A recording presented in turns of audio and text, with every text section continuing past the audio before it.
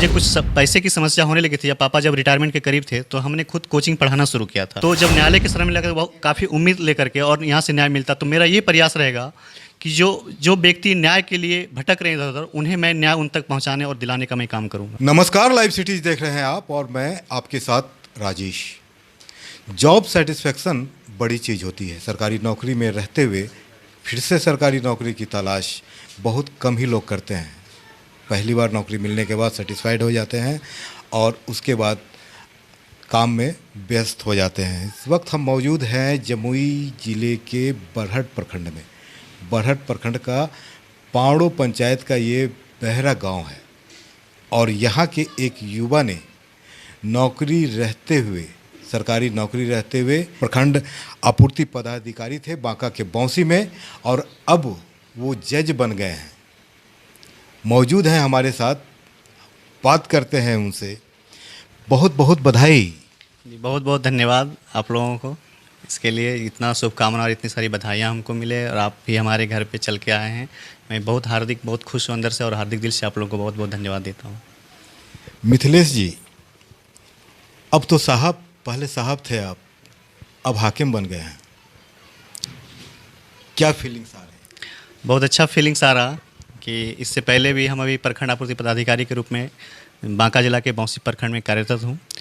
इसमें चयन मेरा 64 बीपीएससी के जरिए हुआ था और 2021 7 अक्टूबर 2021 को मैंने ज्वाइन किया था। और अभी मेरा रियल 31वीं न्यायिक सेवा में ये सिविल जज के रूप में हुआ है। तो जब ये बहुत ही अच्छा अनुभूति होती है, जिस तरह हमारा इंडियन जुडिशरी का अंग होना जिस तरह कार्य कर रही है, और जब हम भी जब एक एज ए जज कार्य करेंगे तो मुझे बहुत ही अच्छा खुशी मिल रहा है। और उस दिन का मुझे इत्तला से जब ज्वाइन करके मैं अपने इजलास में बैठ करके कानून का कार्य करूँगा। मैं नज़दीक से आपने प्रशासनिक सेवा को देखा है, बिहार की प्रशासनिक सेवा को देखा है। चर्चा है, आम चर्चा रहती है, लोग चर्चा करते हैं, परेशान हो जाते हैं ऑफिस का चक्कर लगाते लगाते भ्रष्टाचार से। कहीं ये भी तो नहीं कारण रहा कि ऊब गए हैं उससे और फिर न्यायिक सेवा में जाना चाहते हो जहाँ से लोगों को न्याय मिलती है? जी, ऐसा है कि जैसा कि एक लोगों का कहना है कि भ्रष्टाचार है, तो जैसा कि मैंने 1 साल अपनी नौकरी का प्रखंड आपूर्ति पदाधिकारी में पूरा किया हूँ, तो इससे मैं इनकार भी नहीं कर सकता हूँ। लेकिन मेरा ये प्रयास रहा है कि जहाँ तक हो सके मैंने 1 साल में प्रयास किया कि भ्रष्टाचार नहीं, और मैंने उसे कंट्रोल करके रखा। और लोगों तक मेरा जो कार्य था खाद्यान्न आपूर्ति का, मैंने नियमानुकूल विधि पूर्वक मैंने किया है और वहाँ भी मुझे अच्छा लग रहा था। लेकिन मेरा एक ड्रीम था, सपना था कि मुझे इंडियन जुडिशरी का पार्ट होना चाहिए या बिहार जुडिशरी का पार्ट होना चाहिए। तो मैंने इस न्यायिक सेवा को क्वालिफाई किया है। ये चीज़ मन में क्यों आया कि आपको इंडियन जुडिशरी में का पार्ट होना चाहिए? मेरा मन में ये ख्याल 2013 में ही आया। इसका कारण ये था कि हमारे छोटे जज जो शंभू दास हैं, अभी वो सिवान में सब जज कम एसीजीएम हैं, उनकी 27वीं न्यायिक सेवा में चयन हो चुका था। तो उनकी पहली जो पोस्टिंग थी वो सहरसा जिला में हुआ था। तो हम उस समय ग्रेजुएशन कर रहे थे, उनके पास मेरा आना जाना लगातार रहता था। तो मैंने उनकी कार्यशैली को देखा, जुडिशरी के कार्य सिस्टम को मैंने देखा। फिर वो बताते थे कि ऐसे न्याय मिला, ऐसे न्याय दिए, ऐसे। तो वहीं से मैंने उनसे इंस्पिरेशन मुझे मिला कि मुझे भी इसका अंग होना चाहिए। तो 14 में मैंने ग्रेजुएशन कंप्लीट करने के बाद फिर मैंने पटना लॉ कॉलेज का एंट्रेंस दिया था। मेरा एंट्रेंस में हो गया। फिर एडमिशन लेने के बाद 15 से 18 मेरा एलएलबी हुआ।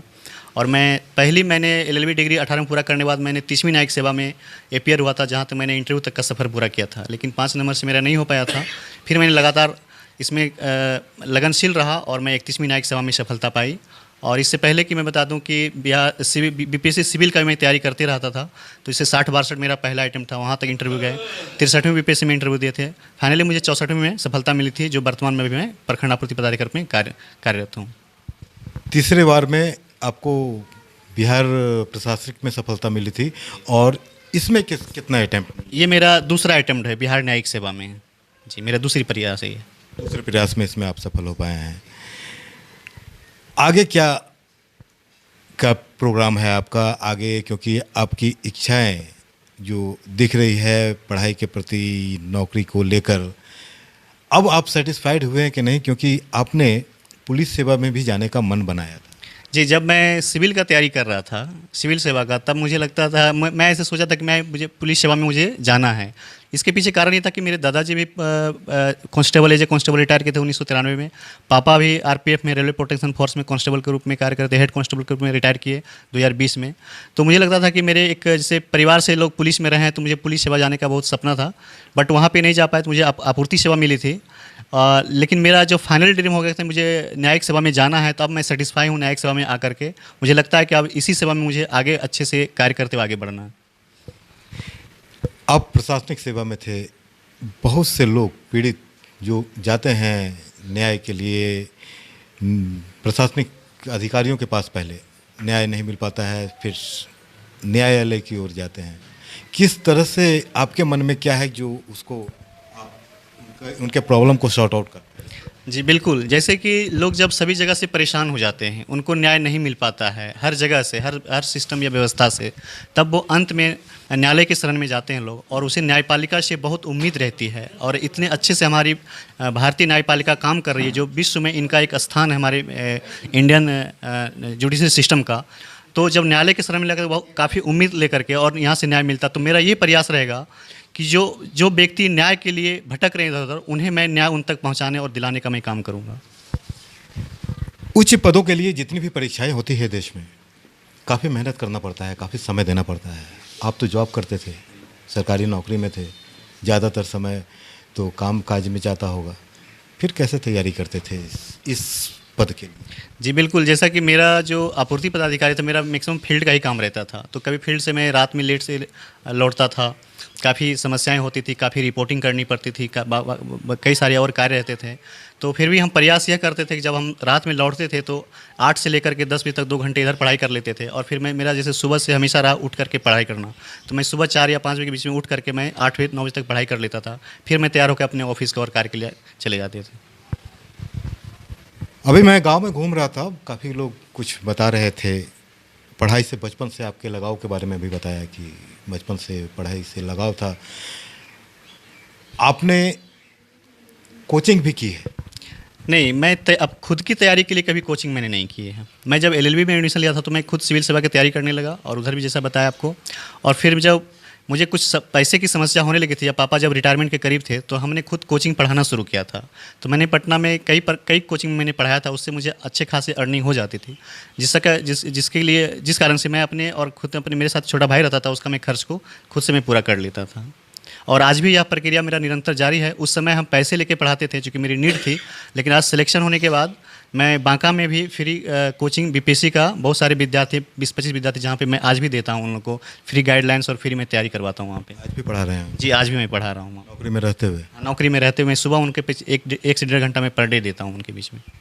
युवा आगे बढ़ सके, उन्हें शिक्षा मिल सके। जी बिल्कुल, क्योंकि अगर आपके अंदर एक ऐसे नॉलेज एक स्टेज पे आ जाते हैं, फिर आपकी सिलेक्शन हो जाती है, और आप वहीं तक अगर सीमित रह जाते हैं, जो मेरे अंदर जो नॉलेज मैंने लिया, तो फिर वो तो मेरा वेस्ट हो जाता है। तो मेरा ये प्रयास रहता है कि मैं तो सफलता पा लिया, बाकी हमारे अंदर जो नॉलेज है मैं बाकी आगामी आने वाली युवा पीढ़ी को और युवा को दे करके मैं दे सकूँ, ताकि वो भी आगे बढ़ सकें, ताकि मेरा जो पढ़ने का जो मेरा मूल मकसद था वो पूरा हो सके। सारी बात बताई। माँ उनकी मौजूद है यहाँ पर, पूरे परिवार में खुशी का माहौल है। उनकी माँ हैं यहाँ पर। बहुत बहुत बधाई, बेटा हाकिम हो गए। हाँ, बेटा हाकिम होंगे, बहुत मेहनत से पढ़ाई है बेटा का। मम्मी हमको बोलते थे कि जब तुम बच्चा था तो बहुत बदमाश था, मतलब लोगों से झगड़ा करना, ईंटा पत्थर फेंकना। जब हम बड़ा हो गए, तो जब बाहर पढ़ने निकले मैट्रिक करने के बाद, मम्मी बोलती थी तुम इतना सीधा हो गया, मुझे उम्मीद नहीं था कि तुम वही मिथिलेश हो, अब इतना सीधा हो गया, बचपन में इतना बदमाश। देखिए, बचपन से बड़े हुए मिथिलेश बदलते जा रहे हैं, आगे और तो नहीं बदल जाएंगे? नहीं के बदलते खान गया परिवार अला पर तो बदलने। कितना खुश है पूरा परिवार? बहुत खुश, बहुत मेहनत से पढ़िया, बहुत एकरा हुब दिया कि बेटा पढ़ो, हिम्मत नहीं हराइया।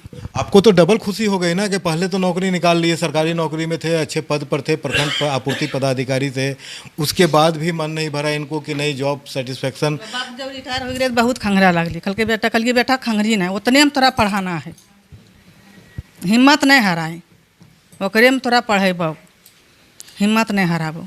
चलिए, मौजूद है हमारे साथ मिथिलेश जी के पिताजी, उनसे भी बात करते हैं। आपका नाम क्या हुआ? लखन दास। पढ़ा है लिखा है, अपना वो जैसा समझे, हम उस पर क्या बोलेंगे। हमको तो हम तो उनका बाप है, अब तो हम उसका गाइड भी देने लायक नहीं है, अब तो बड़ा हाकिम बन गया। नहीं, पिता तो पिता होते हैं, तो हमेशा आपका तो आशीर्वाद हमेशा हाथ सर पर। मेरा आशीर्वाद है, लेकिन इसका पढ़ाने लिखाने में मेरा जो योगदान जो है मेरा भाई का रहा। हम तो बाहर में थे, आप क्या करते थे? हम आरपीएफ में थे। आरपीएफ में आप जॉब करते हाँ, मेरा पिताजी भी आरपीएफ में थे। थे? तो पूरा परिवार को देखने का काम आपके भाई करते थे? जी, पूरा खेती बाड़ी, बाल बच्चा को पढ़ाना लिखाना, सारी व्यवस्था इन्हीं के पास में थे। 13 से सपना देख रहे थे, सन 13 से, और अब उन्हें जिस मुकाम पर जाना था वहाँ वो पहुँच गए हैं और पूरी तरह से संतुष्ट हैं। बने रहिए हमारे साथ, देखते रहिए लाइव सिटीज़। अगर अब तक आपने चैनल को सब्सक्राइब नहीं किया है तो सब्सक्राइब कर लें।